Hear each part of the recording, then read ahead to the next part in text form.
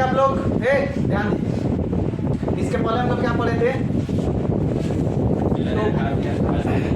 तो मैं बता रहा था, थोड़ा सा वीडियो रुका हुआ था, तो वहाँ तक मैंने बताया कि किसी लड़की ने आकर के शादी के बाद केस कर दिया कि नहीं, हमको पिताजी के भी संपत्ति में से चाहिए, ठीक है।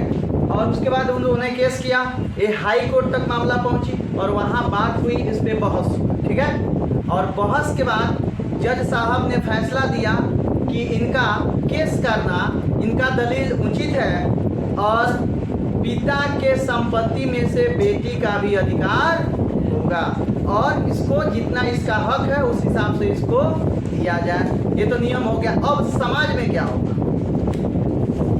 सामाजिक परिवेश कैसे चेंज होगा? अब चेंज होगा। अब सभी की सभी लड़कियां देख रही थी कि क्या हो रहा है, सभी का ध्यान था कि इसके साथ क्या हो रहा है। अगर जज ने अगर उस लड़की के पक्ष में फैसला सुनाया तो अब सभी लड़कियां क्या सोचेंगी बताओ? कि हम लोगों को भी अब चाहिए कि नहीं चाहिए? तो अब सामाजिक परिवेश बदल गया कि नहीं बदल गया? अब सभी लड़कियां यह चाहेंगी कि पिता के अब यह समाज में अवधारणा बन जाएगी कि पिता के संपत्ति में से लड़कियों का भी अधिकार होगा। बात समझ रहे हैं? तो मैं यहाँ पे कह रहा हूँ कि जैसे ही राज्य में राजसत्तावादियों का अंत हुआ, तो अगल बगल में जो यूनान था, पोलैंड था, हंगरी था, इसमें भी उसका इफेक्ट देखने को मिला। जैसे मैंने एग्जांपल लेकर समझाया ना कि जैसे उसको अधिकार मिल गया, सभी लोग अब जग जाएंगे, सभी लड़कियां अब जग जाएंगी, अपने अधिकार के लिए आवाज उठाएंगी। बात बुझा? तो यहाँ पे हम लोग देख रहे हैं कि चार्ल्स दसवां जो है इंग्लैंड भाग गया। किससे हार करके? तो सुधारवादियों से हार करके, उदारवादियों से हार करके भाग गया।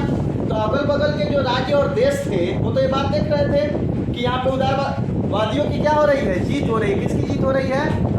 किसकी जीत हो रही है? उदारवादियों को। सुधारवादियों की क्या हो रही है? जीत हो रही है, ठीक है। सुधारवादियों की क्या हो रही है? जीत हो रही है, ठीक है ना। तो देखिए यहाँ पे क्या हुआ था कि मध्यम वर्ग और लोक संप्रभुता जो था, इस क्रांति का मेन कारण था मध्यम वर्ग और लोक संप्रभुता। ये दोनों मिलकर के क्रांति कराए थे। कौन? 1830 की क्रांति, जुलाई 1830 की क्रांति, ठीक है। अब देखिए जो नेपोलियन बोनापार्टा था, फ्रांस में वो काम बहुत पहले कर चुका था, उस तरह का बात, जिसको वियना कांग्रेस में खत्म कर दिया था। किसने खत्म कर दिया था? कौन था जो वियना कांग्रेस का नेतृत्व कर रहा था? आपको बताए थे ना, ऑस्ट्रिया का रहने वाला था वो। हाँ मैटर, आप लोग कहाँ हैं? आप लोग नहीं गए थे वियना में ना? मेटरनिक ने वियना कांग्रेस का सम्मेलन बुलाया था। उसने वहाँ पे क्या किया था? वहाँ पे जो नेपोलियन द्वारा जो बात परिवर्तन की जा रही थी उसको खत्म करके फिर प्रक्रियावादियों का सत्ता स्थापित किया, ठीक है ना। तो ये बात खत्म हो गया था। लेकिन अब फ्रांस में चूंकि सुधारवादियों की जीत हुई थी, तो अब पुरानी बातें अब यूरोप में पुनः जन्म लेने लगी। यानी सुधारवादियों का अब पुनः जो है प्रभाव कायम होने लगा। कहाँ बाबू? प्रभाव कहाँ कायम होने लगा? बोलिए। हाँ, यूरोप में और फ्रांस में। फ्रांस तो यूरोप में ही ना है, तो फ्रांस में होने लगा, यानी यूरोप में होने लगा।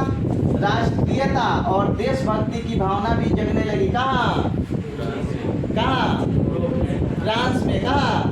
अब फ्रांस में जग रहा है तो कहाँ भी जगेगा? यूरोप में भी जगेगा। यहाँ पे देखिए इटली और जर्मनी का एकीकरण भी हुआ। किसका एकीकरण हुआ? अब इटली जर्मनी एक ही में नहीं मिल गया, जर्मनी भी टुकड़े में बांटा था। किसने बांटा था? मेटरनिक ने। इटली को भी टुकड़े भागों में बांटा था। किसने? मेटरनिक ने। अब इसका कौन सी होने लगा? एकीकरण होने लगा। कौन सी होने लगा? और राष्ट्रवाद तो फेविकल है ही। राष्ट्रवाद क्या है? फेविकल है, जिससे लोग आपस में क्या होते जाते हैं? सटते जाते हैं, मिलते जाते हैं। तो जब राष्ट्रवाद का पुनः उदय हुआ तो इटली को जो बांटा गया था और जर्मनी को जो बांटा गया था बाबू, वह छोटे छोटे टुकड़ों में वह एक होने लगे। समझ में आ रहा है ना सबको कि अब क्या हो रहा है? देखिए समय बदलता है।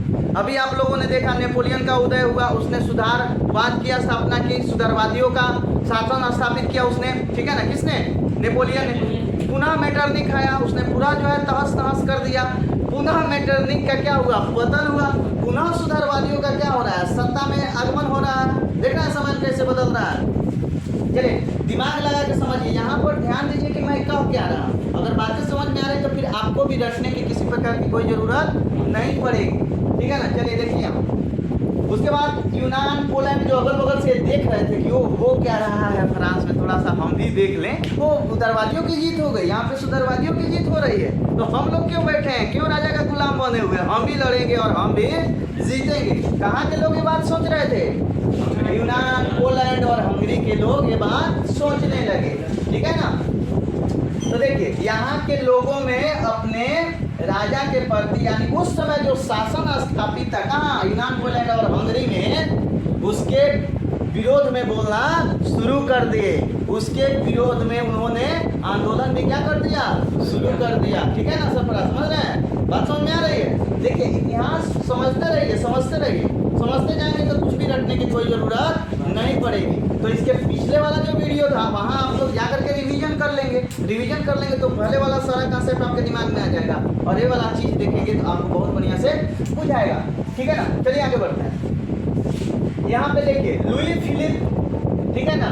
लुई फिलिप जो चार्ल्स 10वां के भागने के बाद आया था और इसको सत्ता में लाने का काम किसने किया था? सुधारवादियों ने, पत्रकारों ने,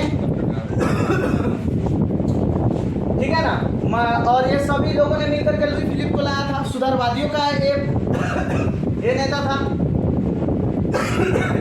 यह भी उदारवादी था। क्या था? उदारवादी और सुधारवादी दो नहीं है, दोनों एक ही है। उदारवादी और सुधारवादी दोनों एक ही है, ठीक है। कैसे एक है? क्योंकि यह दोनों जनतंत्र की बात करते हैं। किस चीज की बात करते हैं? सत्ता में लोगों के शासन की बात करते हैं, सत्ता में लोगों के हिस्सेदारी की बात करते हैं कि राजा, कोई राजा का बेटा राजा नहीं बनेगा, जो राजा लायक होगा वह राजा बनेगा। यही थीम था किसका? उदारवादियों का। क्योंकि लुई फिलिप उदारवादी था लेकिन था बहुत महत्वाकांक्षी। महत्वाकांक्षी का अर्थ क्या होता है?